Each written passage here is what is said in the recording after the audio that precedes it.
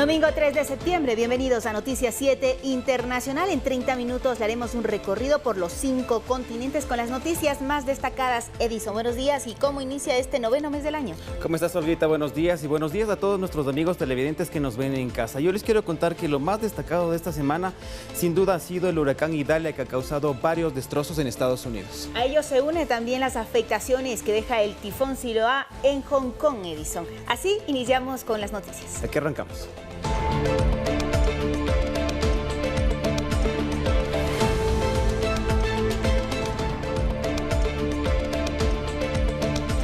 Y como le mencionábamos, en Estados Unidos se evalúa los daños que dejó el huracán Idalia tras su paso por Florida, pues trajo consigo fuertes lluvias que afectaron a un sinnúmero de viviendas y negocios y miles de personas quedaron sin electricidad. El presidente Joe Biden declaró a Florida como zona de catástrofe. Al momento, Idalia se degrada a tormenta tropical y atraviesa los estados de Georgia y Carolina del Sur. Veamos. Idalia irrumpió en Florida como huracán de categoría 3 con vientos de hasta 215 kilómetros por hora.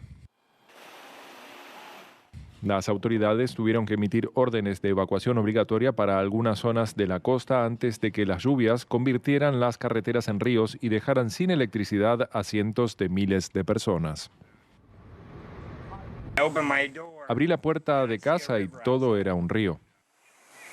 Dicen que la marea alta va a volver a subir, pero no veo que vaya a peor. Así que aquí estoy, tratando de sacar lo mejor de la peor situación. Con las carreteras inundadas, esta pareja de Florida encontró una forma alternativa de salir de su casa inundada. Menos mal que teníamos los kayaks. Este auto hay que sacarlo de aquí. Está a punto de quedar sumergido. Vamos revisando el vecindario.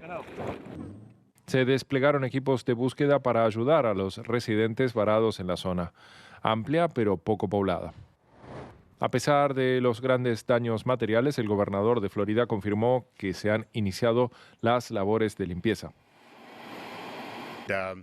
Hasta ahora las señales son positivas. Por supuesto que hay mucho que limpiar, pero vamos a empezar a trabajar con las comunidades locales para asegurarnos de que las carreteras estén despejadas y la gente pueda retomar sus vidas.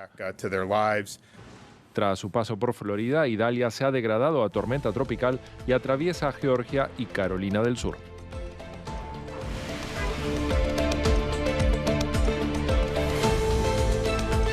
Y en Hong Kong se paraliza, pues se eleva alerta ante la llegada del supertifón Saola, que provocó la cancelación y retraso de más de 400 vuelos. Este supertifón, como lo han bautizado las autoridades, llega con fuertes lluvias y vientos, ojo, que superan los 200 kilómetros por hora. Estos son los primeros pasos de Saola en Shanwei, en el sur de China. Este supertifón, como lo han bautizado las autoridades, llega con fuertes lluvias y vientos que superan los 200 kilómetros por hora. Su fuerza ha sido plenamente sentida por este reportero de televisión que apenas consigue mantenerse de pie mientras informa sobre el tifón. Las autoridades han declarado la alerta roja, una medida que afecta a decenas de millones de personas. En Hong Kong se han cerrado escuelas y comercios en toda la ciudad y entre sus habitantes se extiende una sensación de miedo. Mucha gente dice que este tifón es muy fuerte y la gente ha estado almacenando alimentos. Solo espero que el tifón no cause víctimas. Espero que todo el mundo se mantenga a salvo. La inminente llegada de Saola paralizó el transporte aéreo en Hong Kong, donde se han cancelado o retrasado más de 400 vuelos. El tráfico terrestre funcionaba con relativa normalidad, aunque algunas rutas de autobús estaban limitadas.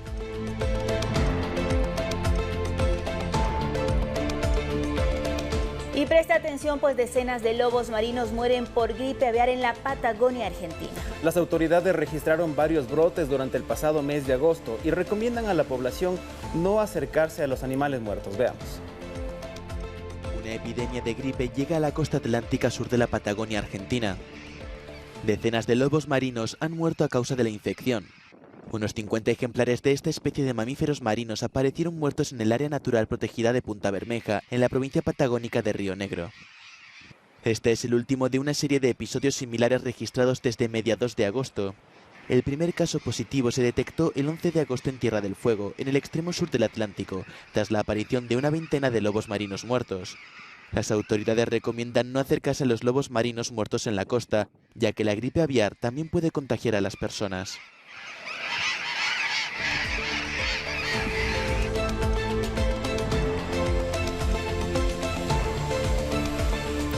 Y casi 4.000 migrantes saturaron el centro de acogida de la pequeña isla italiana de Lampedusa, el mismo que tiene capacidad solo para 400.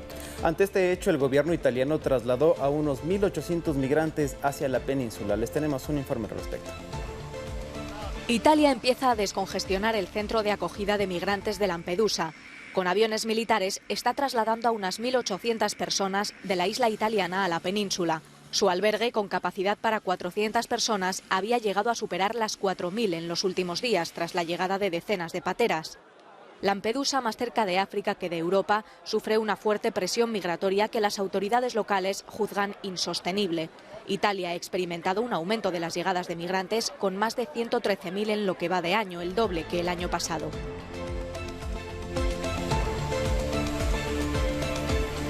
Bien, y más de 70 personas murieron en un incendio que arrasó un edificio de 5 plantas en el centro de Johannesburgo. Según un nuevo balance difundido el pasado jueves por los servicios de emergencia de la ciudad sudafricana. Veamos. Un incendio acabó con este edificio en el centro de Johannesburgo. Los servicios de emergencia de la ciudad sudafricana informaron que más de 70 personas murieron y medio centenar resultaron heridas. Los bomberos controlaron las llamas y las operaciones de búsqueda y recuperación estaban en curso. El EMS, que es el Departamento de Primera Respuesta, fue alertado a primera hora de esta mañana de un incendio que se había declarado. En ese momento eran 2 plantas las afectadas, pero poco a poco el fuego se aceleró hacia la tercera planta. Por el momento se desconocen las causas del siniestro. Algo ha explotado en el piso en el que vivimos, en la planta baja. Creo que es gas. La gente estaba cocinando por la noche, no tuvimos electricidad en todo el día y la noche. Conseguimos salir por las puertas de atrás mientras huíamos. Es un edificio abandonado o secuestrado en el que la gente simplemente se aloja. No pagan los servicios ni el alquiler. A veces, por supuesto, no tienen electricidad, aunque utilizan cualquier otro dispositivo de calefacción para intentar poder continuar con su día a día. La ocupación ilegal de viviendas en desuso es común en el centro de la ciudad, donde muchos inmuebles son controlados por los grupos ilegales que cobran arriendo a los ocupantes. Emilia Reynoso, Noticias 7. Bien, continuamos con información de nuestro continente. El expresidente Donald Trump se declaró inocente de interferir en las elecciones presidenciales de Georgia en 2020. Recordemos que por este caso, Trump se entregó la semana pasada en una cárcel de Fulton en Atlanta, pero salió en libertad tras pagar $200.000 de fianza. Veamos. El expresidente de Estados Unidos, Donald Trump, se declaró el jueves no culpable de la acusación de haber liderado una conspiración criminal para anular su derrota electoral de 2020 en el estado sureño de Georgia. Trump presentó su declaración en un documento judicial, renunciando a su derecho a comparecer en una lectura de cargos programada para el miércoles de la próxima semana. El expresidente enfrenta 13 cargos por delitos graves, incluido extorsión.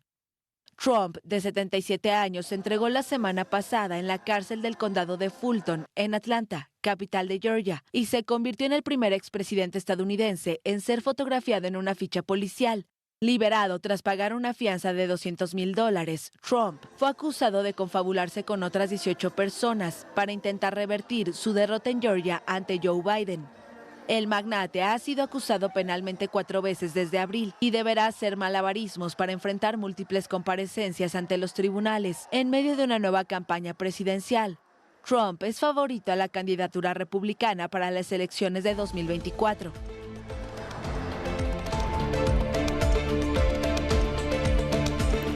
El líder y fundador del grupo paramilitar ruso Wagner, Yevgeny Prigozhin, fue enterrado en San Petersburgo en una discreta ceremonia privada confirmada por su empresa. De su parte, el presidente ruso Vladimir Putin, que no asistió al funeral, aseguró que la investigación en este caso llegará hasta las últimas consecuencias. Yevgeny Prigozhin, líder y fundador del grupo paramilitar ruso Wagner, que combatió en Ucrania, fue enterrado el martes en San Petersburgo en una discreta ceremonia privada confirmada por su empresa Concord. Prigozhin falleció a los 62 años el miércoles pasado al estrellarse su avión. También murió su mano derecha, Dmitry Utkin, y otras 8 personas. El cementerio de Poroyovskoye fue rodeado por un cordón de fuerzas de seguridad. Concord escribió en Telegram que la despedida de Prigozhin fue privada, pero luego quien quisiera podría acudir al cementerio. Tras anunciarse su muerte, combatientes de Wagner y vecinos de distintas ciudades rusas le han rendido homenaje ante memoriales improvisados. El Kremlin anunció que el presidente ruso Vladimir Putin no tenía previsto asistir a los funerales del jefe del grupo Wagner, al que en junio calificó de traidor por su rebelión contra la cúpula del Estado Mayor ruso. Tras abortar la rebelión, Prigozhin llegó a un acuerdo que preveía su exilio, junto con sus hombres, en Bielorrusia y un abandono de las diligencias judiciales en su contra. El domingo, el Comité de Investigación ruso confirmó la muerte de Prigozhin con base en análisis genéticos, pero no mencionó ninguna pista que explicara la caída del avión. Putin prometió que la investigación se llevará hasta el final.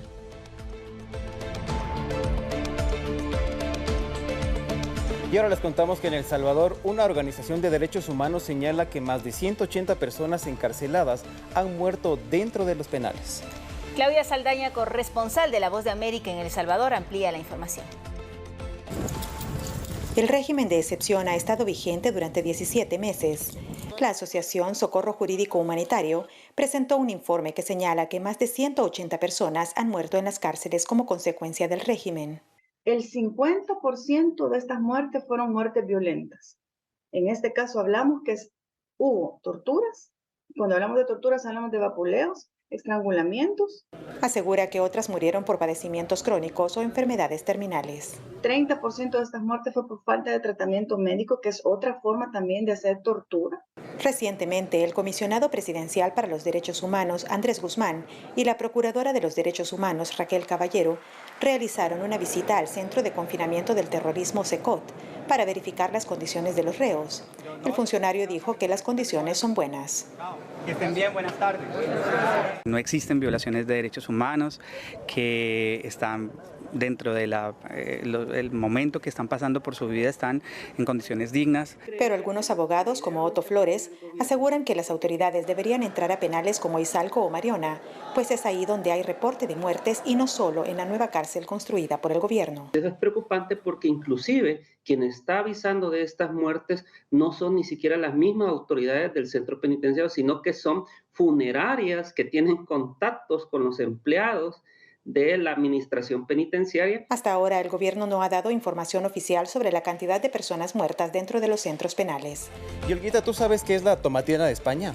Sí, así es una guerra festiva del tomate que se desarrolla en España. Esta festividad esta semana concentró a miles de visitantes y todas estas imágenes les vamos a presentar a continuación, pero al volver de una pausa. Continuamos con más información y usted ha escuchado hablar de la tomatina, pues se trata de una guerra festiva del tomate que ha puesto en el mapa la localidad valenciana de Buñol en España. Así es, y esta festividad se desarrolló esta semana con la presencia de miles de asistentes de todo el mundo y donde además se utilizaron más de 150.000 kilos de tomates. Veamos. Cada vez más internacional y más multitudinaria. La tomatina, la guerra festiva del tomate que ha puesto en el mapa la localidad valenciana de Buñol, ha reunido este miércoles a más de 20.000 participantes de todo el mundo. Como munición, han utilizado 150.000 kilos de tomates tipo pera muy maduros. Esta tradición comenzó por casualidad tras una disputa entre jóvenes durante una fiesta en 1945. Con los años, se ha convertido en un acontecimiento internacional que han intentado imitar en otras partes del mundo.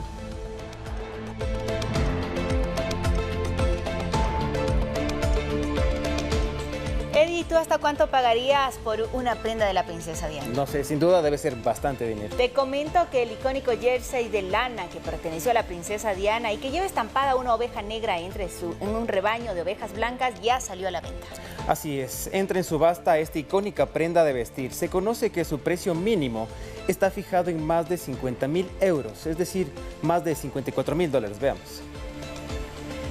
Un icónico jersey que perteneció a la princesa Diana sale a la venta. La prenda de lana lleva estampada una oveja negra entre un rebaño de ovejas blancas. Lo que se especuló era un mensaje que Diana estaba enviando sobre su sentir como nuevo miembro de la familia real. La prenda no es de una marca de diseño de alta gama y era muy apreciada en el glamuroso armario de la princesa. El jersey será puesto a la venta en línea por la casa de subastas Sotheby's desde el 31 de agosto hasta el 14 de septiembre. Su precio mínimo está fijado en más de 50.000 euros.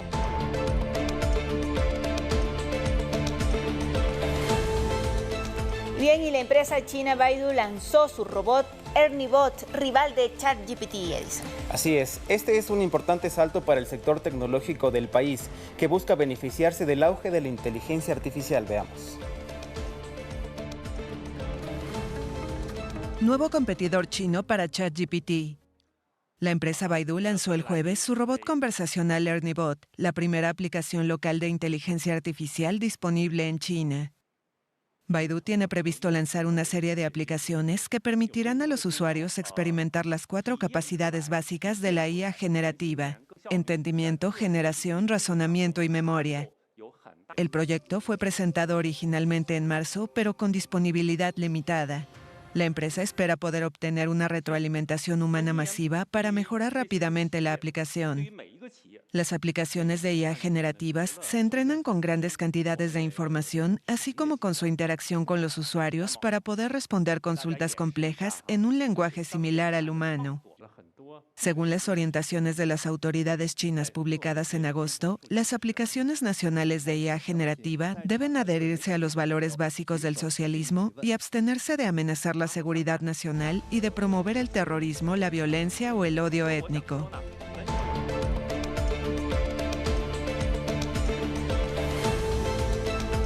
Y el gobierno francés prohibirá que las alumnas de escuelas de educación primaria y secundaria vistan con abayá. Una túnica es utilizada habitualmente en países árabes. El anuncio lo hizo el ministro de Educación francés, Gabriel Attal. La abayá cubre la totalidad del cuerpo, excepto el rostro, manos y pies. El uso de esta prenda por parte de adolescentes había generado polémica en ese país europeo. La próxima semana comienza el curso escolar en Francia. Pero este tipo de atuendos, conocidos como abayas, no volverán a las aulas. El nuevo ministro de Educación ha prohibido estas túnicas amplias que cubren de la cabeza a los pies para frenar lo que denomina un aumento de los ataques al laicismo. La abaya no tiene cabida en nuestras escuelas, tampoco los símbolos religiosos. Se trata de cumplir nuestros principios fundamentales de laicismo y neutralidad. Francia prohíbe ya la simbología religiosa en las escuelas, incluidas cruces, kipas judías y pañuelos islámicos. Pero muchos se preguntan si la abaya tiene carácter religioso. Aunque se trata de una prenda holgada muy popular entre algunas mujeres y niñas musulmanas, existen atuendos similares en diversas culturas y credos. La prohibición ha dividido a la opinión pública. Una abaya es solo un vestido para el calor. La gente quiere convertirla en una prenda religiosa, pero no lo es. Laicismo significa no exhibir signos religiosos en los lugares de enseñanza ni en la administración. Es un vestido largo bastante holgado, de manga larga, pero es ropa normal. No tiene simbología religiosa. Los críticos sostienen que la prohibición estigmatiza a los musulmanes y que la cuestión se ha sobredimensionado. Es una idea racista, xenófoba, antimusulmana e islamófoba que pretende estigmatizar sobre todo a las jóvenes y va a crear muchas dificultades. Enfrenta a las escuelas a una decisión imposible. ¿Qué es una abaya y qué es un vestido largo? El Ministerio de Educación aún no ha emitido directrices escritas sobre la prohibición y es probable que se produzca un recurso judicial. Bien, la Unión Europea aprobó la nueva vacuna de BioNTech Pfizer contra la nueva variante del coronavirus. La nueva vacuna Comirnaty es apta tanto para adultos como para los niños y lactantes mayores de 6 meses. Les tenemos un informe al respecto. La Comisión Europea da luz verde a una nueva versión de la vacuna contra la COVID de BioNTech Pfizer. Comirnaty XBB 1.5 es la tercera adaptación de la empresa de esta vacuna y está destinada a responder a las nuevas variantes del virus. La vacuna es apta tanto para adultos como para niños. De acuerdo con las recomendaciones de la Agencia Europea de Medicamentos, la vacuna debe administrarse en una sola dosis, independientemente de cuál sea el historial de vacunación. Todo ello mientras las autoridades europeas se preparan para un nuevo brote de la enfermedad en los próximos meses.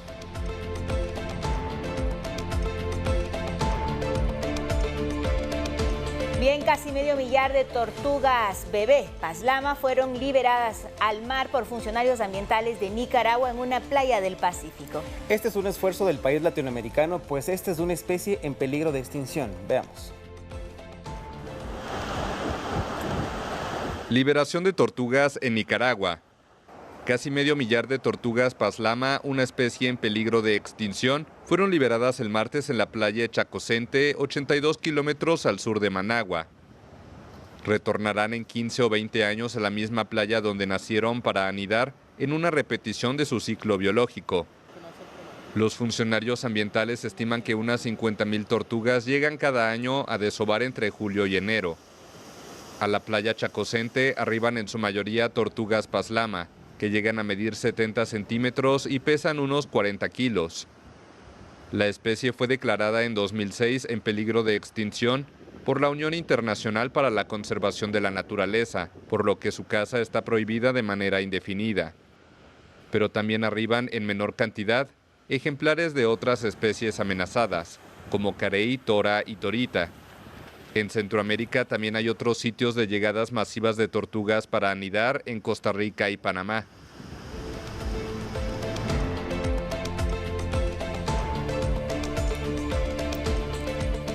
Bien, vamos con otra información que ha causado conmoción en la comunidad internacional, pues Islandia decide reanudar la caza de ballenas, aunque con condiciones más estrictas. Islandia, Noruega y Japón son los únicos países que practican la caza comercial de ballenas. Veamos. Islandia aprueba la reanudación de la caza de ballenas. El gobierno de este país ha decidido no prorrogar la prohibición temporal impuesta a esta polémica actividad. La ministra de Alimentación, Agricultura y Pesca, Svandís Svavarsdóttir, era la encargada de confirmar la reanudación desde este viernes de la caza de estos cetáceos, aunque bajo una serie de condiciones. En concreto, los cazadores deberán adoptar una serie de requisitos más estrictos con respecto a los equipos utilizados y a los métodos empleados. También estarán sometidos a una mayor supervisión.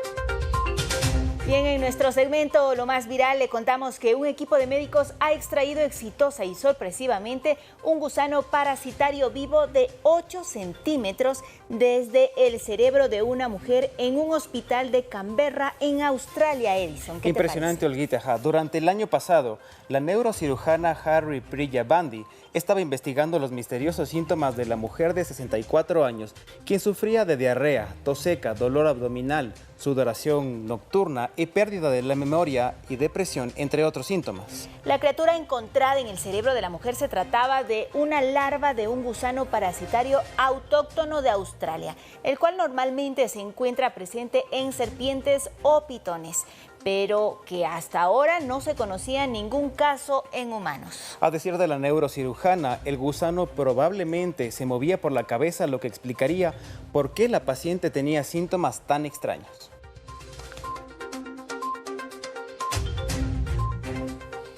Eddie, ¿te imaginas ir de paseo y encontrarte con una familia de osos? Creo que depende del tamaño del oso, la verdad. Bueno, sería muy impresionante verlos de cerca, pues eso les pasó a quienes visitaron San Sebastiano dei Marsi, un pequeño pueblo en el centro de Italia. Se trata de una osa marciscana perteneciente a una subespecie no agresiva del oso pardo europeo que paseó por el pueblo italiano con sus 2 sesnos. Veamos. Se llama Amarena y durante unos minutos ha sido el centro de atención en San Sebastiano dei Marsi, un pequeño pueblo en el centro de Italia. Esta osa marsicana, perteneciente a una subespecie no agresiva del oso pardo europeo, paseaba por el pueblo con sus 2 sesnos ante la atónita mirada de sus vecinos. No es la primera vez que lo hace, ya que ha sido vista muchas veces en la región de los Abruzos. En el pueblo la conocen como amarena por su predilección por una variedad de cereza con el mismo nombre. Muy bien, amigos, y aquí termina los 30 minutos de Noticias 7 Internacional. Así es, y recuerde que usted puede mantenerse informado a través de nuestras redes sociales o a través de nuestra página www.ecuadortv.es. Tenga un excelente domingo. Hasta pronto.